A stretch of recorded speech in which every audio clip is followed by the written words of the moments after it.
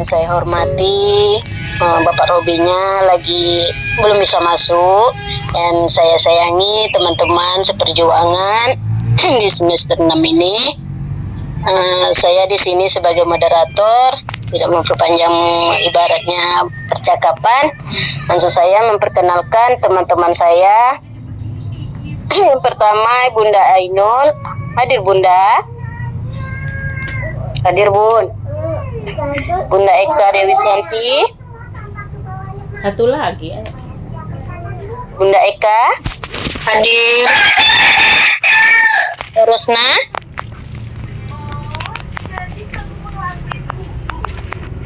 Kemungkinan Bunda Rosna belum masuk ya Bun. Di sini saya sebagai moderator akan ibaratnya mempresentasikan hasil diskusi kami yang akan dibacakan oleh Bunda Eka.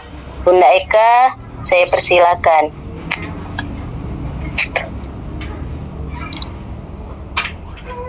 Assalamualaikum warahmatullahi wabarakatuh. Waalaikumsalam warahmatullahi wabarakatuh.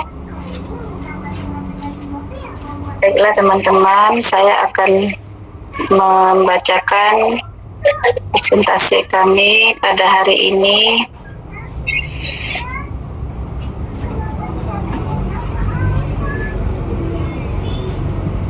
Etika tanggung jawab sosial dalam kepemimpinan bisnis.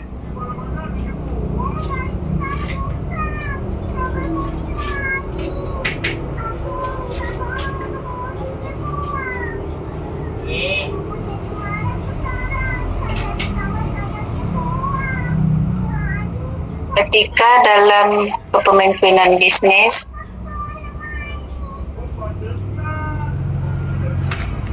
terbagi dalam beberapa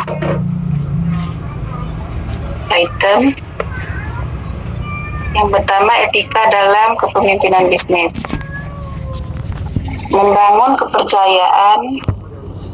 Etika membantu membangun kepercayaan antara perusahaan dan stakeholders, meningkatkan rehabilitas. Etika meningkatkan rehabilitas perusahaan dan pemimpinnya, mengambil keputusan yang bijak, yakni etika membantu memimpin mengambil keputusan yang bijak dan bertanggung jawab. Yang B-nya, tanggung jawab sosial dalam pemimpin bisnis, mengelola dampak sosial. Seperti perusahaan harus mengelola dampak sosial dan lingkungan dari operasionalnya. Membangun hubungan yang baik dengan masyarakat. Perusahaan harus membangun hubungan yang baik dengan masyarakat dan stakeholder-nya. Selanjutnya, mengembangkan program CSR. Perusahaan harus mengembangkan program CSR yang efektif untuk meningkatkan kesadaran sosial dan lingkungannya. Pentingnya etika dalam kepemimpinan dan bisnis. Di sini ada beberapa langkah pentingnya etika dan berbisnis. Yang pertama adalah membangun reputasi, yang kedua kepercayaan pelanggan, yang ketiga menghindari risiko hukum, yang keempat meningkatkan kesadaran sosial. Membangun reputasi adalah etika membantu membangun reputasi perusahaan yang baik. Meningkatkan kepercayaan pelanggan, yakni etika meningkatkan kepercayaan pelanggannya dan meningkatkan loyalitasnya. Tiga, menghindari risiko hukum. Etika membantu menghindari risiko hukum dan keuangan. Yang keempat, meningkatkan kesadaran sosial. Etika membantu meningkatkan kesadaran sosial dan lingkungannya.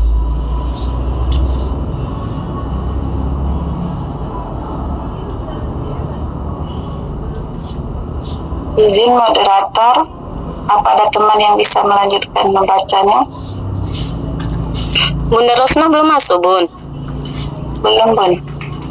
Lanjut aja Bun kalau enggak Bun. Ya, baik Bun, terima kasih. Sama Bun. CSR adalah komitmen perusahaan untuk berkontribusi pada pembangunan berkelanjutan dan meningkatkan kualitas hidup masyarakat melalui kegiatan yang bertanggung jawab dan berkelanjutan. Tujuan CSR adalah meningkatkan kesadaran sosial lingkungan di dalam perusahaan itu sendiri, membangun hubungan yang baik dengan masyarakat dan stakeholder, meningkatkan reputasi dan cipta perusahaan, mengurangi dampak negatif perusahaan terhadap lingkungan dan masyarakat, meningkatkan kesadaran dan partisipasi karyawan dalam kesehatan sosial dan lingkungannya.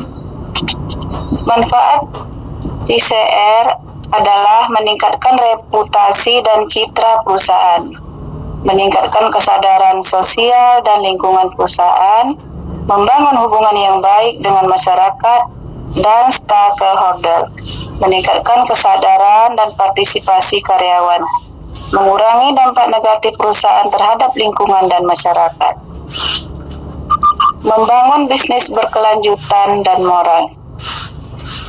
Prinsip berkelanjutan dan moral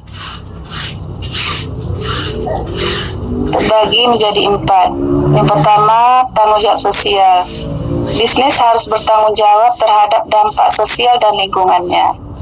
Yang kedua, transformasi. Bisnis harus transparan dan dalam operasional dan keuangannya. Ketiga, akuntabilitas. Bisnis harus melakukan akuntabel terhadap stakeholder dan masyarakat. Yang terakhir, berkelanjutan. Bisnis harus berfokus pada berkelanjutan jangka panjang. Strategi bisnis berkelanjutan dan moral. Mengintegrasikan CSR. Mengintegrasikan program CSR ke dalam operasional bisnis.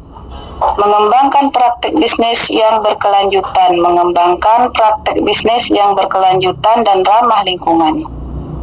Membangun hubungan yang baik dengan stakeholder, membangun hubungan yang baik dengan masyarakat, mengembangkan sistem manajemen yang efektif, yakni mengelola risiko dan meningkatkan kinerja.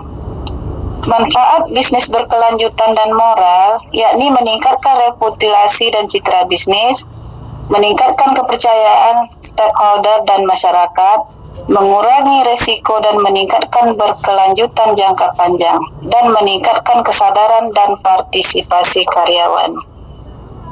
Berikut ini beberapa contoh bisnis berkelanjutan dan bermoral. Yang pertama, perusahaan yang menggunakan energi terbarukan, perusahaan yang mengembangkan produk ramah dan lingkungan. Ketiga, perusahaan yang memiliki program CSR yang efektif. Keempat, perusahaan yang memiliki sistem manajemen transparan dan akuntabel. Terima kasih, semoga bermanfaat. Wassalamualaikum warahmatullahi wabarakatuh. Waalaikumsalam warahmatullahi wabarakatuh. Terima kasih Bunda Eka. Sekarang saya buka sesi pertanyaan. Pertanyaannya 3 ya Bun. Saya persilakan sama bunda-bunda. Ya, Bunda Widya yang pertama mengangkat tangan. Saya persilakan Bunda. Baik, terima kasih Bunda. Maaf Bunda, kedengaran kan Bun, soalnya di sini lagi hujan. Benar Bun. Ya. Assalamualaikum warahmatullahi wabarakatuh. Saya Widya Fitri dari kelompok 9 ingin bertanya kepada kelompok 5. Yang mana pertanyaannya, ini kan tentang etika kepemimpinan ya Bun. Di saat Bunda diberi tanggung jawab untuk menjadi pemimpin dan memiliki bawahan yang tidak sesuai dengan yang Bunda inginkan, pertanyaannya, bagaimana cara Bunda menyikapi bawahan yang kurang baik dalam melakukan pekerjaan?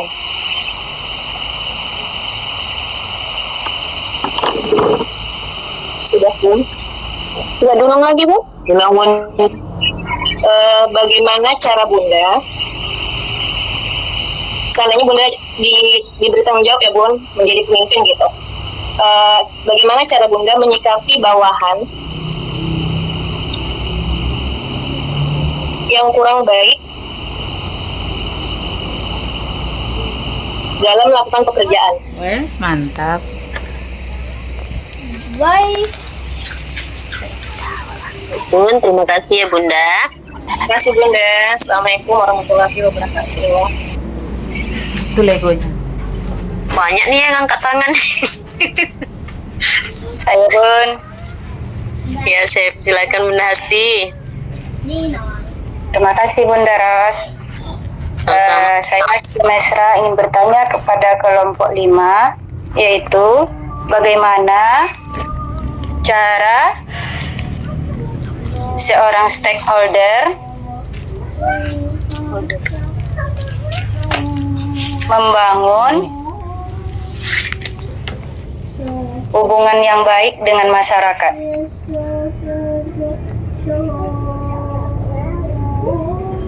Sudah Bunda?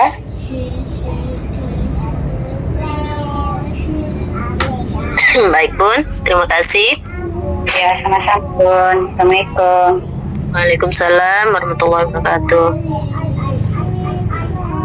Siapa nih? Banyak nih. Bunda Ros, izin bertanya. Bunda Arna ya, Bunda Arna karena dari tadi dia ngangkat tangan. Bunda Aswaru. Maaf ya Bun. Nggak apa-apa, untuk yang lainnya dulu nggak apa-apa Bunda. Oh ya nggak apa-apa. Apa? Bunda Asnal, Asnia. Nggak apa-apa Bun. Nggak apa-apa Bun. Rebutan ini nampaknya. Saya aja lah Bunda kalau nggak ada yang mau.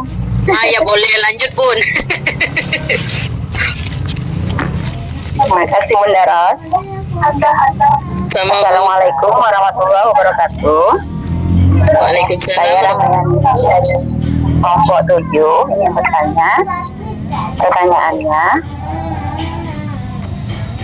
bagaimana seorang pemimpin mengatasi perselisihan,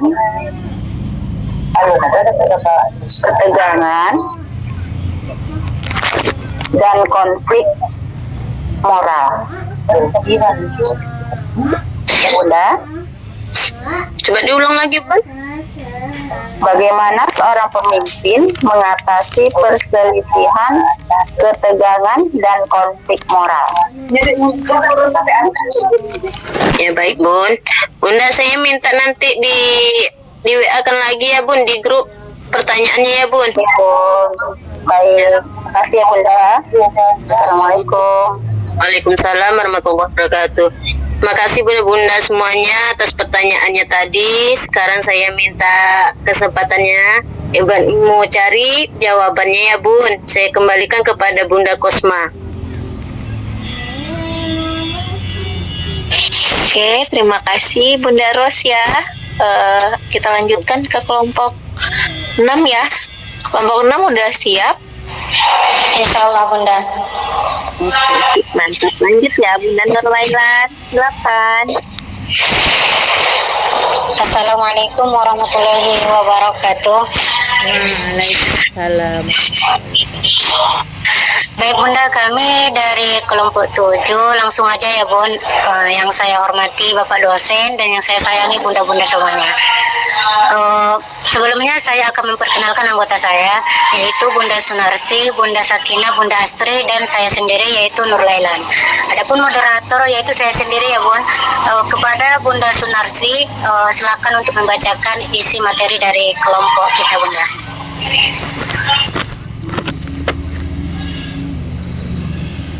Assalamualaikum warahmatullahi wabarakatuh. Waalaikumsalam. Waalaikumsalam. Baiklah, di sini saya akan membacakan materi kami dari kelompok 6, yaitu manajemen tim dan pengambilan keputusan, cara membentuk tim yang solid, teknik komunikasi efektif sebagai pemimpin, proses dan model pengambilan keputusan.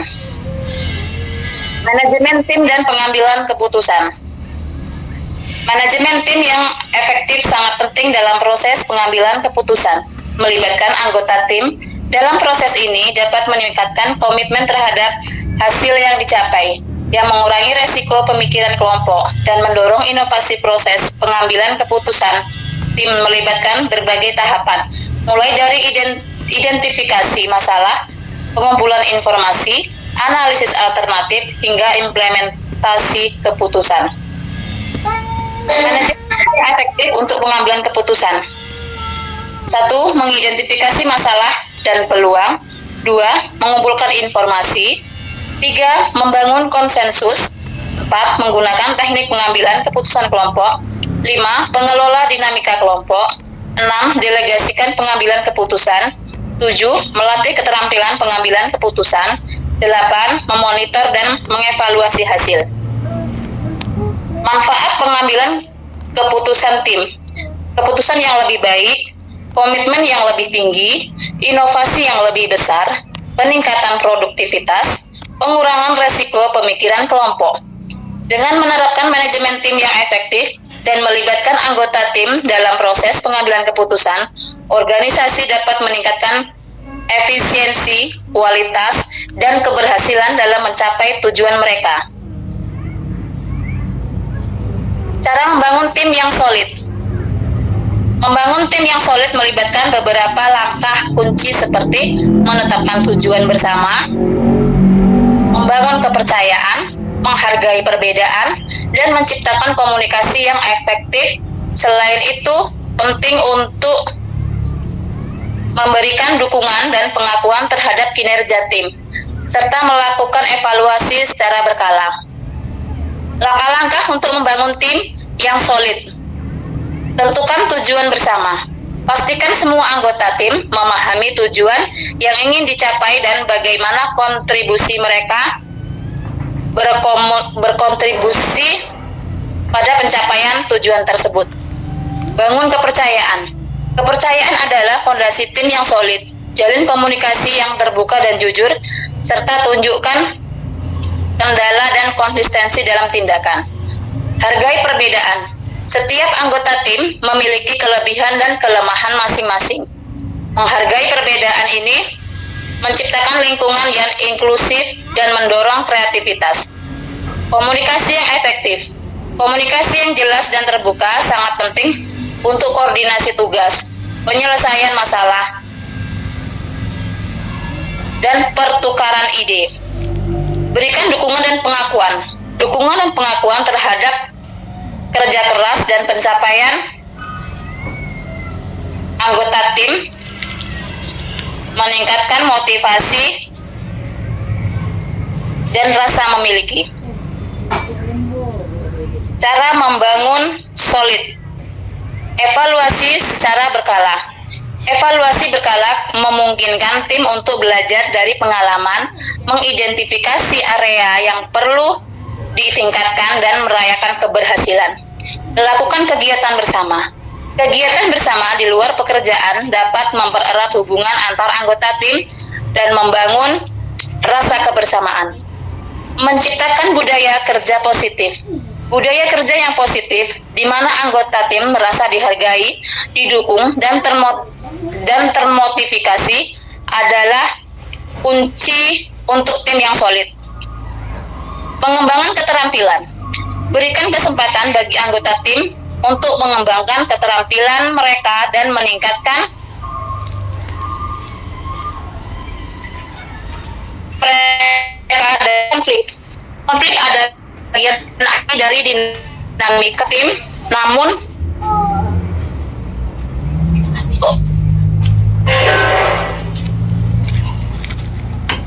dan sebagai melibatkan kemampuan mendengarkan aktif, menyusun pesan yang jelas dan singkat, serta menggunakan komunikasi non-verbal. Juga perlu memberikan yang konstruktif, kasih serta menunjukkan empati serta kecerdasan emosional. Teknik komunikasi efektif sebagai pemimpin. 1. Mendengarkan aktif. Mendengarkan aktif membantu pemimpin memahami kebutuhan, keinginan, dan perspektif anggota tim, sehingga dapat memberikan arahan yang lebih relevan dan efektif. 2. Menyusun pesan yang jelas dan singkat. Kejelasan pesan membantu menghindari kesalahpahaman dan memastikan semua anggota tim memiliki pemahaman tentang tujuan. Komunikasi nonverbal. Komunikasi nonverbal yang positif dan percaya diri beraksi yang lebih positif. 4. Umpan balik yang konstruktif. Umpan balik yang konstruktif membantu anggota tim memahami kekuatan dan kelemahan mereka, serta memberikan ruang untuk pengembangan diri.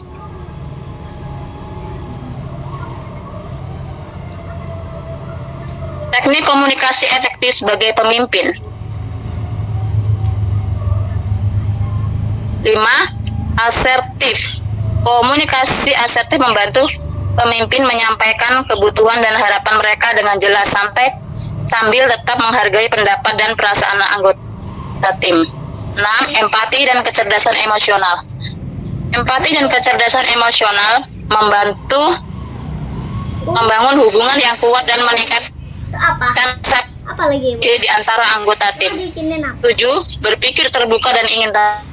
Pemimpin harus bersikap terbuka terhadap ide-ide baru dan pertanyaan dari anggota tim. Rasa ingin tahu membantu pemimpin memahami berbagai perspektif dan mengembangkan solusi yang lebih inovatif. 8. Menyesuaikan gaya komunikasi. Menyesuaikan gaya komunikasi membantu pemimpin memastikan pesan disampaikan dengan yang proses dan model pengambilan keputusan.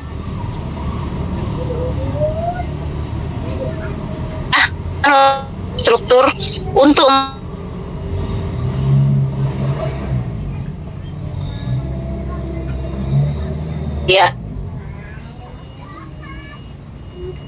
pendekatan yang untuk memandu tersebut. Proses pengambilan keputusan umumnya identifikasi masalah, pengembangan alternatif, evaluasi, dan implementasi keputusan. Model-model seperti rasional, intuitif, dan instrumental menawarkan pendekatan yang berbeda dalam proses ini. Proses dan model pengambilan keputusan. Proses pengambilan keputusan. Identifikasi masalah atau kesempatan. Menentukan masalah yang perlu diselesaikan atau kesempatan yang ingin dimanfaatkan. Pengumpulan informasi.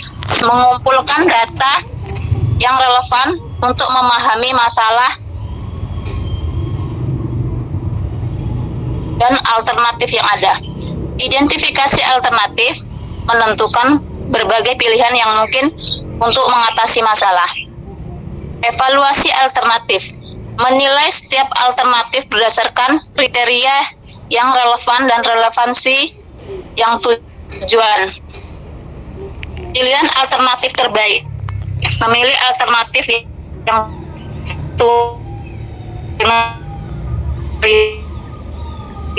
nih mari TV-nya ini cara rapiannya telah diambil monitor dan evaluasi hasil dan dari keputusan yang serta melakukan penyesuaian. Proses dan model pengambilan keputusan. Beberapa model pengambilan keputusan populer antara lain: 1. Rational decision making model, berdasarkan logika dan analisis data objektif. 2. Intuitive decision making model, mengandalkan insting dan pengalaman membuat keputusan cepat. 3. Incremental decision making model, memilih keputusan secara bertahap dan menyesuaikan dengan kondisi yang ada. 4. Berbasis bukti, evidence-based decision making model, memilih keputusan berdasarkan data dan bukti konkret. Partisipasif decision making model, melibatkan anggota tim atau pemangku kepentingan dalam proses pengambilan keputusan. Dan model tergantung pada situasi, jenis masalah, dan ketersediaan informasi. Model rasional cocok yang kompleks dan membutuhkan analisis intuitif lebih sesuai dengan untuk situasi yang membutuhkan keputusan cepat. Oke, sekian, terima kasih. Assalamualaikum warahmatullahi wabarakatuh. Waalaikumsalam warahmatullahi wabarakatuh.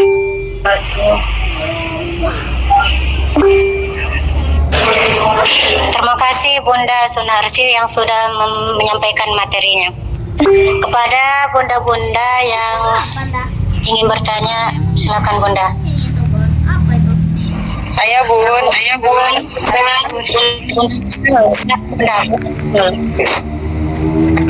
Ayah ya Bun. Iya Bunda Husnul. Assalamualaikum warahmatullahi wabarakatuh. Baiklah, saya dari kelompok 7 ingin bertanya kepada kelompok 6. Mengapa penting untuk melibatkan tim dalam proses pengambilan keputusan?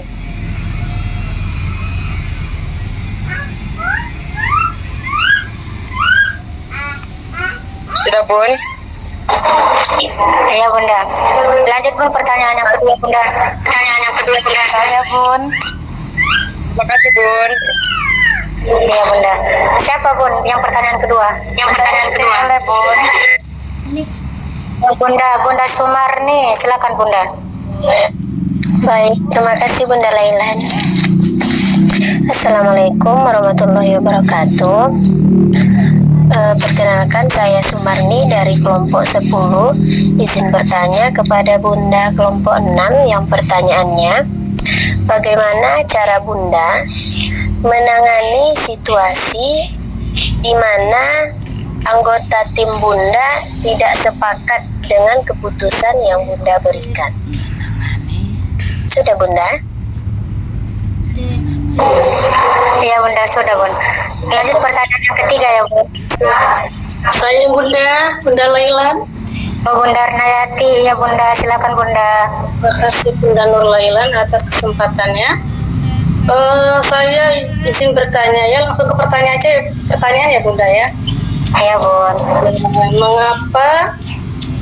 Maksudnya gini, bagaimana ceritakan pengalaman dari kelompok ini ya saat harus mengambil keputusan penting atau proses yang kita lakukan. Jadi pertanyaan yang untuk apa tadi ya, mengambil keputusan reflektif tadi ya, itu Bunda.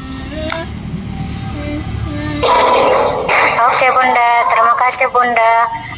Minta tolong ya Bun, ditulis lagi di grup ya Bun untuk pertanyaannya. Baik Bunda. Oke Bunda, terima kasih Bunda.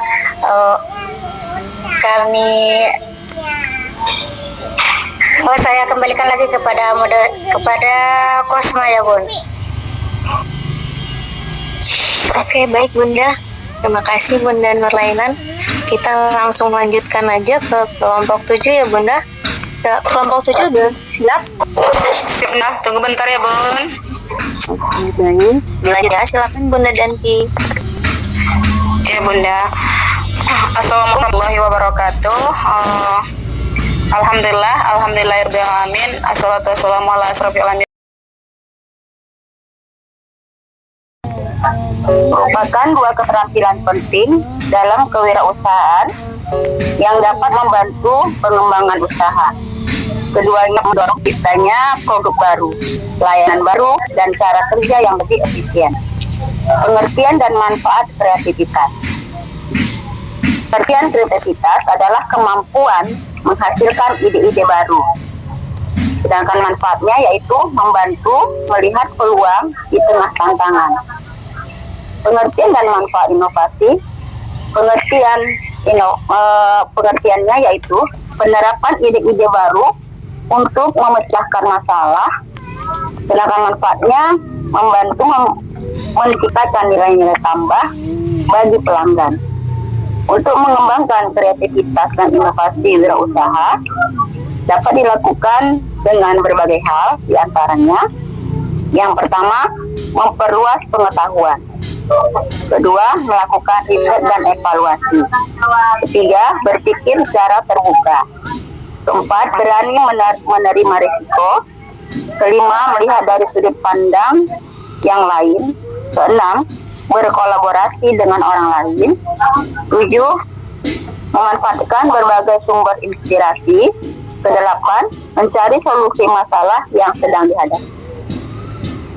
Contoh kreativitas dan inovasi dalam kewirausahaan antara lain: 1. Kerajinan rotan, cemilan unik, produk daur ulang, inovasi kemasan, inovasi produk kewirausahaan, dan inovasi dapat membantu kewirausahaan bersaing dengan pesaing-pesaing dan meningkatkan omset.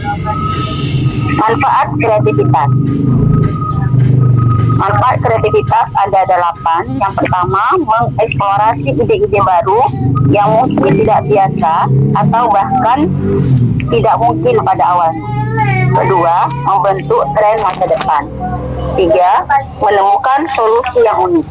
Keempat, menciptakan produk atau layanan yang memenuhi kebutuhan pasar. Kelima, menarik perhatian konsumen. Keenam, meningkatkan efisiensi. 7. Meningkatkan pelayanan dan pelanggan. Kedelapan, memunculkan peluang bisnis baru yang menguntungkan.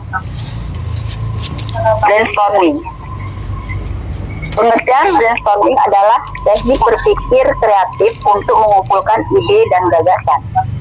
Teknik mengumpulkan ide dan gagasan secara kolaboratif, cara klasik yang efektif untuk memecahkan masalah yang memerlukan kreativitas, dilakukan dengan mengajukan pertanyaan untuk mengumpulkan informasi sebanyak-banyaknya, menghasilkan ide atau solusi potensial sebanyak-banyaknya, mendorong cara berpikir baru dan secara kolektif yang menghasilkan solusi.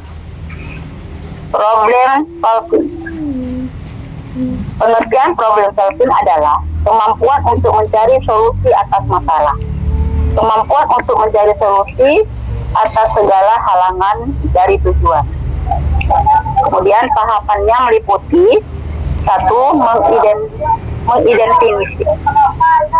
Mendefinisikan masalah. 2. Menemukan solusi alternatif. 3. Evaluasi solusi. 4. Mengimplementasikan solusi. 5. Monitoring. Studi kasus inovasi dalam bisnis kuliner. Inovasi dalam bisnis merupakan penerapan ide, gagasan, dan kreativitas baru dengan tujuan memenuhi permintaan pasar, meningkatkan omset, tetap eksis dan di tengah persaingan, dan meningkatkan keuntungan dan mengembangkan usaha. Sebut saja namanya Ibu Imah. Ibu Imah awalnya hanya seorang penjual donat di kampung dengan harga Rp1.000 per buah. Suatu waktu, Bu Ima melihat di layar ponselnya tampilan produk donat dengan aneka topping yang sangat menarik. Akhirnya ia mencoba membuat donat dengan variasi topping yang semula hanya topping gula halus menjadi banyak varian topping. Seperti seret, keju, matcha, Oreo, kokosip, irisan buah, biskuit, dan banyak lagi. Donat ini sangat digemari oleh konsumen. Setiap hari donatnya ludes ratusan piece. Omset Bu Imah meningkat fantastis. Bisnisnya maju pesat. Bahkan sekarang ia sudah mampu menyewa toko untuk mendisplay donat buatannya. Alhamdulillah, terima kasih Bunda. Demikian materi yang sudah saya bacakan. Akhirnya saya serahkan kepada moderator. Assalamualaikum warahmatullahi wabarakatuh. Waalaikumsalam warahmatullahi wabarakatuh. Ya, terima kasih banyak kami ucapkan kepada Bunda Rahmayani. Bagi teman-teman yang ingin bertanya, kami berikan 3 pertanyaan ya, Bun. Saya Bunda Danti. Ya, Bunda Khairotul, silakan Bunda. Baik, terima kasih Bunda Danti atas kesempatannya. Jadi saya dan seperti contoh misalnya saya punya usaha jualan baju gitu kan Bun. Nah saya belanja banyak gitu barangnya.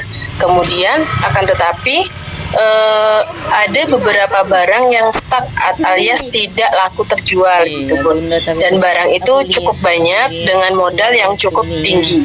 Nah pertanyaan saya, bagaimana solusi dalam permasalahan wirausaha tersebut?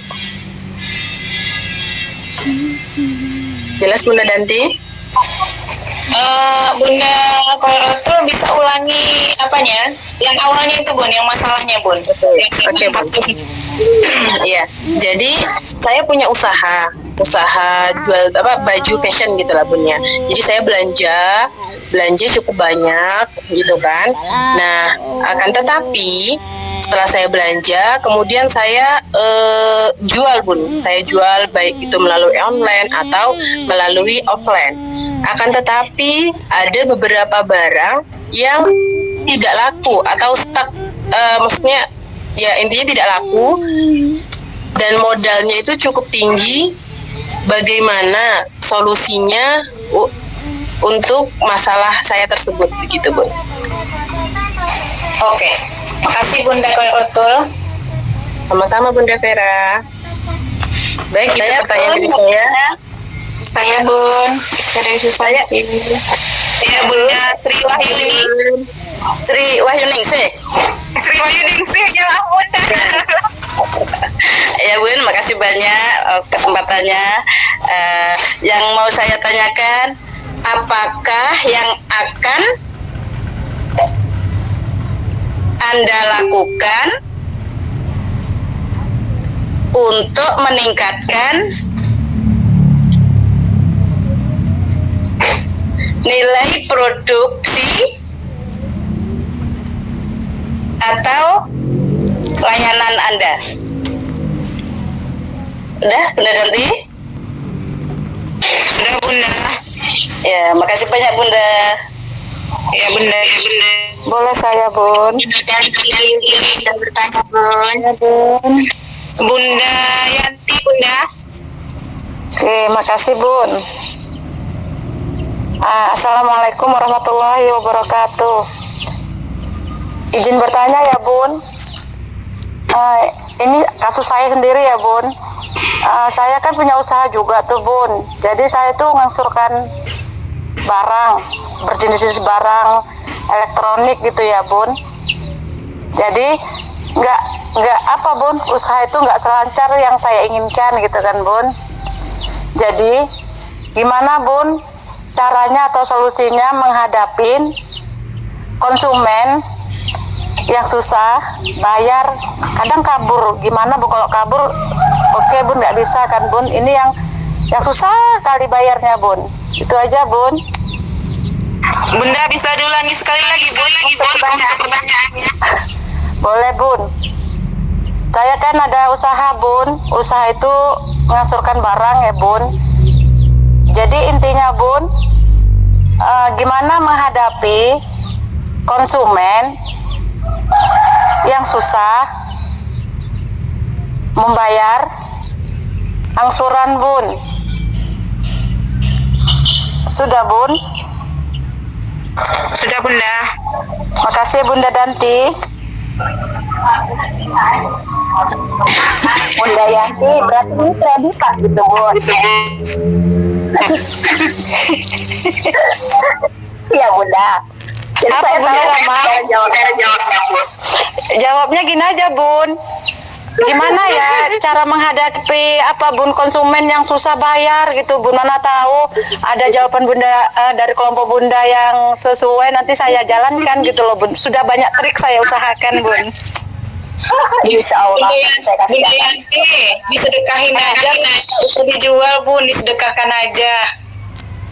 Ada masa sedekah Bun, ada kebanyakan Bun. Nah, terima kasih banyak kami ucapkan kepada bunda-bunda yang sudah memberikan pertanyaan, dan kami mohon maaf kepada bunda-bunda yang belum bisa mendapatkan kesempatan untuk bertanya. Itulah presentasi dari kelompok kami serahkan kembali kepada Bunda Kosma. Baik, terima kasih Bunda Danti. Kelompok 6 sudah bisa menjawab pertanyaan? Kelompok 5 dulu Bun. Kelompok 5 Oh, Bunda. kelompok 5. Masih kelompok 5. Oke, sip. Lanjut silakan Bun. Iya, makasih ya Bun. Di sini yang akan menjawab di pertanyaan nomor 1 Bunda Eka. Ya, saya persilakan Bunda Eka. Baik Bun, terima kasih. Baiklah, saya akan menjawab pertanyaan dari Bunda Widya Fitri.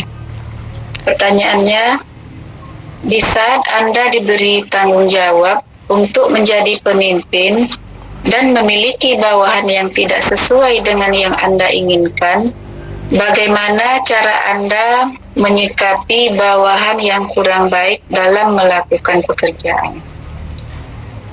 Jawabannya adalah, untuk menyikapi hal tersebut, dalam pekerjaan memerlukan pendekatan yang bijaksana.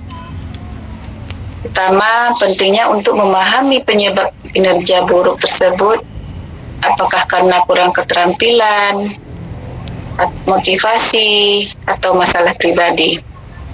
Kemudian berikan umpan balik dan fokus pada perbaikan, bukan mempersalahkan. Selain itu, jangan ragu untuk memberikan dukungan dan bimbingan, serta menawarkan peluang pelatihan atau pengembangan diri. Jika masalah berlanjut, mungkin perlu sanksi, namun tetap dengan prinsip keadilan dan profesional.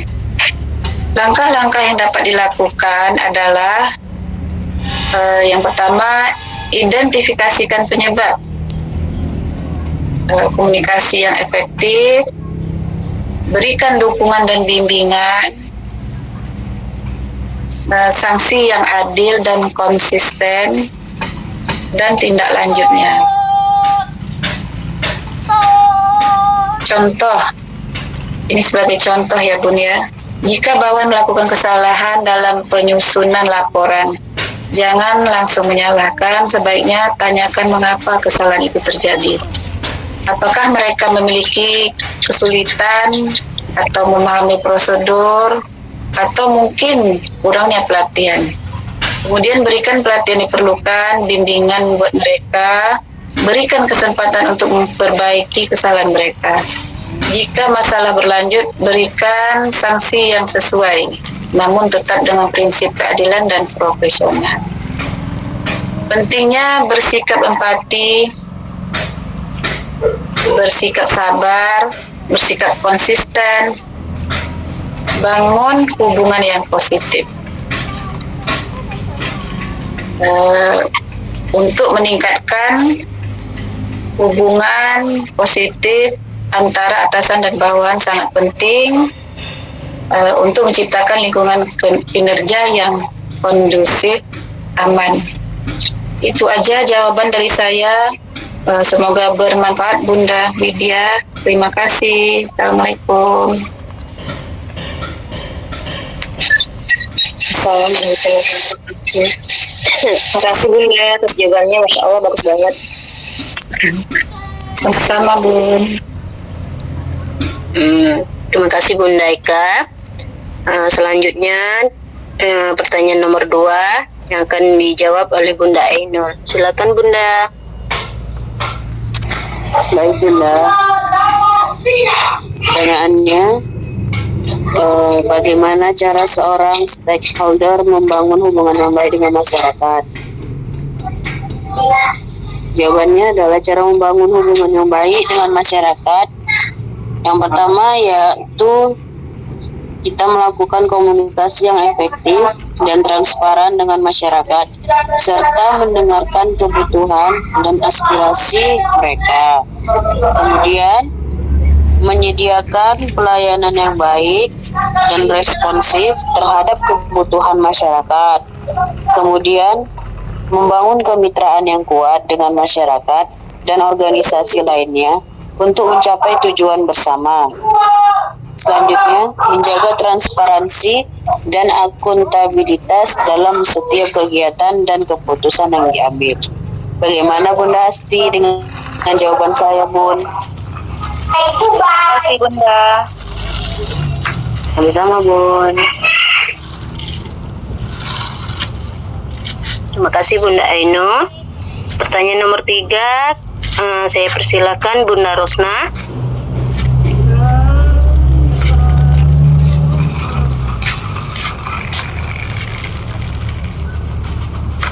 Ada Bunda Rosna?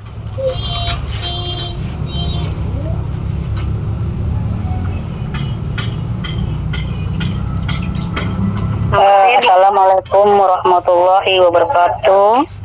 Waalaikumsalam warahmatullahi wabarakatuh. Baiklah, kami jawab pertanyaan yang ketiga, lupa pula nama Ibu itu tadi, maaf. Pertama yaitu yang perlu jawab apa tadi Bu? Maaf. Bagaimana seorang pemimpin mengatasi permasalahan ketegangan? Itu ya Bu? Iya ya Bun. Ya, baiklah. Langkah pertama adalah mediasi internal jika masalah terjadi agar meminta pihak netral untuk terlibat membantu hal ini. Mungkin akan dapat mencukupi menyelesaikan masalah. Terus kami ulangi. Masalah tersebut adalah mendiskusikan isu tersebut pada suatu pembicaraan. Anda bisa mengontakkan pihak lain melalui pembicaraan menggunakannya atau menggunakan pembicaraan yang kait dengan artikel dalam pembahasan. Jangan membawa satu perselisihan di dalam artikel itu sendiri. Terus, hormati orang lain, sudut pandang mereka ini terutama, berarti jangan langsung membalikkan suntingan jika ada perselisihan. Jika seorang melakukan sunting yang ada pandangan biar atau tak akurat, kembangkan sunting tersebut. Jangan kembali, berikanlah ringkasan sunting yang baik sewaktu melakukan perubahan. Mungkin maaf Ibu, agak apa sedikit nih, apa nama tuh, matoni agak kurang apa, maaf. Berarti yang mungkin tidak disetujui oleh lain. Perbaikan yang Anda inginkan tidak akan mencapai dengan mengembalikan. Itu saja jawaban dari yang ketiga. Mohon maaf atas ada kekurangan. Makasih Ibu. Sama-sama Bunda. Saya akan menambahkan sedikit atas pertanyaan Bunda Rahmayani, bagaimana seorang pemimpin mengatasi perselisihan, ketegangan dan konflik moral. Yang pertama, identifikasi masalah dengan jelas. Langkah pertama adalah memahami inti masalah. Pemimpin harus mendengar semua pihak yang terlibat tanpa menghakimi. mengumpulkan fakta dan mengidentifikasi akar penyebab konflik. Hal ini mencakup memahami perspektif moral yang berbeda yang mungkin terlibat. Komunikasi terbuka dan jujur. Komunikasi yang efektif sangat penting. Pemimpin harus menciptakan lingkungan yang aman di mana semua orang merasa nyaman untuk mengekspresikan pendapat dan kekhawatiran mereka tanpa takut akan hukuman. Komunikasi harus terbuka, jujur, dan menghormati. Mediasi dan negosiasi.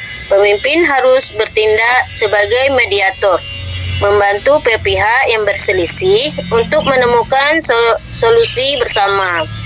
Ini melibatkan negosiasi, kompromi, dan mencari titik temu.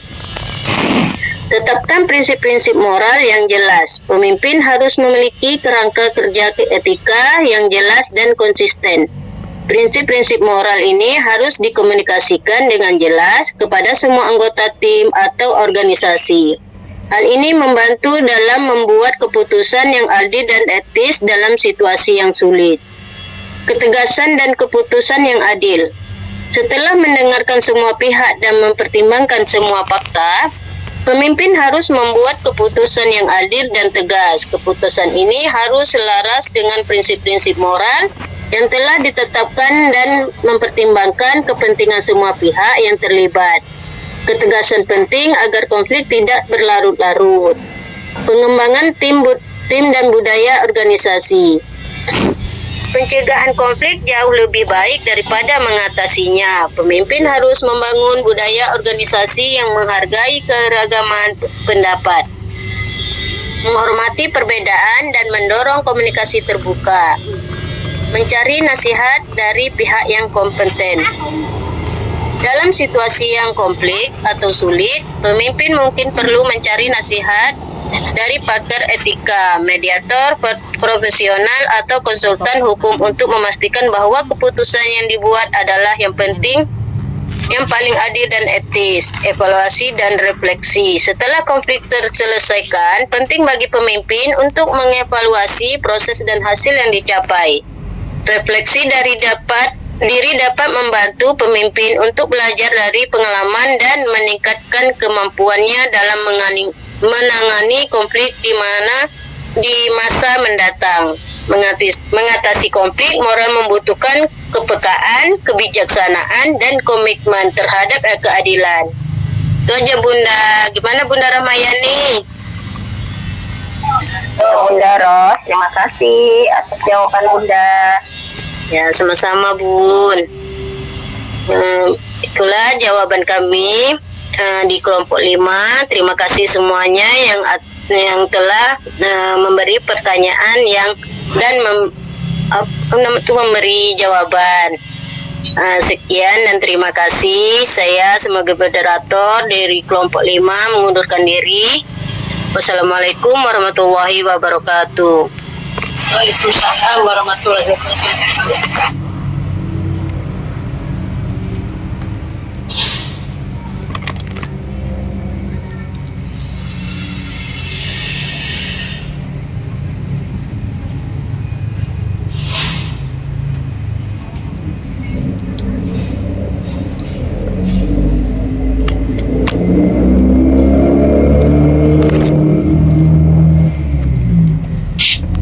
Gimana kelompok 5 udah selesai Bun? Masih ada lagi Bun? Alhamdulillah. Pasti kita lanjut ya. Kelompok 6. Kelompok 6-nya gimana? Baik Bunda, langsung saja ya Bun kepada Bunda Sunarsi. Silakan menjawab pertanyaan dari Bunda Sumarni. Assalamualaikum warahmatullahi wabarakatuh. Baiklah, saya di sini akan menjawab pertanyaan dari Bunda Sumarni. Pertanyaannya, bagaimana cara Bunda menangani situasi di mana anggota tim Bunda tidak sepakat dengan keputusan yang Bunda berikan? Berikut adalah langkah-langkah yang bisa dilakukan. 1. Dengarkan dengan aktif. Ajak anggota tim untuk menyampaikan pendapat mereka secara terbuka dan jujur. Pastikan untuk mendengarkan dengan seksama dan mencoba memahami perspektif mereka. 2. Berikan penjelasan yang jelas. Jelaskan alasan dibalik keputusan dengan detail dan transparan. Pastikan anggota tim memahami konteks, tujuan, dan manfaat dari keputusan tersebut. 3. Libatkan mereka dalam solusi. Jika memungkinkan, ajak anggota tim untuk membantu mencari solusi bersama dengan melibatkan mereka. Mereka akan lebih merasa didengar dan dihargai. 4. Ciptakan lingkungan aman.